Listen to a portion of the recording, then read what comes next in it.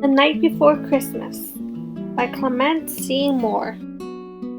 'Twas the night before Christmas, when all through the house not a creature was stirring, not even a mouse. The stockings were hung by the chimney with care, in hopes that St. Nick soon would be there. The children were nestled all snug in their beds, while visions of sugar plums danced in their heads. And Mamma in her kerchief and I in my cap had just settled down for a long winter's nap, when out on the lawn there rose such a clatter, I sprung out of bed to see what was the matter. Away to the window I flew with a flash, to open the shutters and flew up the sash. The moon on the new-fallen snow gave the luster of midday to objects below, when what to my wondrous eyes would appear but a miniature sleigh and 8 tiny reindeer, with a little old driver so lively and quick I knew in a moment it must be St. Nick.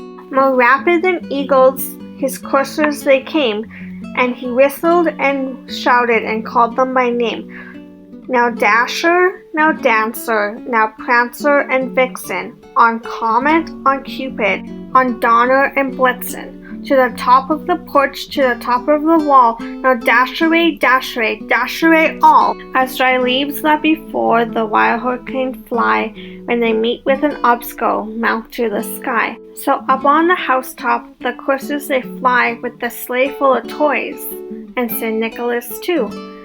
And then in a twinkling I heard on the rooftop the prancing and pawing of each little hoof.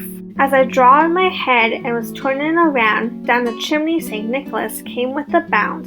He was dressed all in fur from his head to his foot, with his clothing all tarnished with ash and soot. A bundle of toys he had flung from his back, as he looked like a peddler just opening his pack. His eyes, how they twinkled, his dimples, how merry. His cheeks were like roses, his nose like a cherry. His droll little mouth was drawn up like a bow, and the beard on his chin was as white as snow. The stump of a pipe he held tight in his teeth, and the smoke it encircled his head like a wreath. He had a broad face and a little round belly that shook when he laughed like a bowl full of jelly. He was chubby and plump, a right jolly old elf, and I laughed when I saw him, in spite of myself. A wink of his eye and a twist of his head soon gave me to know I had nothing to dread. He spoke not a word, but went straight to his work, and filled all the stockings, then turned with a jerk, and laying up his finger aside of his nose, and giving a nod, up the chimney he rose. He sprung to his sleigh, to his team he gave a whistle, and away they all flew like the down of a thistle. But I heard him exclaim as he drove out of sight, "Happy Christmas to all, and to all a good night."